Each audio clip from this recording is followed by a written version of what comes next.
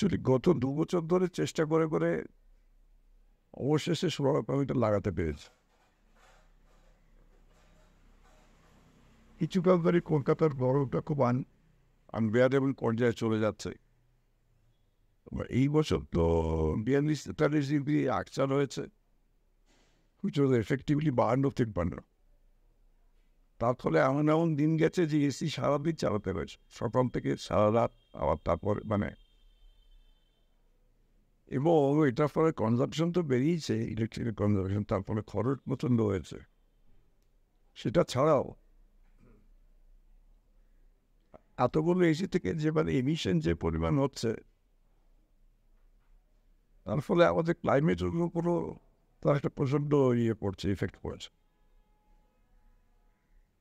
তো আমার মনে হয়েছে যে এবার সকলেরই সোলার এনার্জিটা ব্যবহার করা উচিত।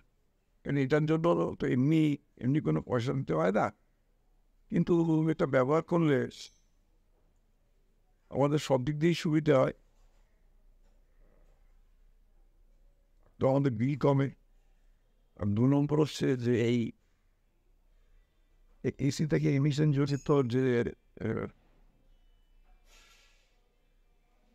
যেমন আমাদের বাতাবরণ যেভাবে ডিস্টার্ব, সেটাও কমে।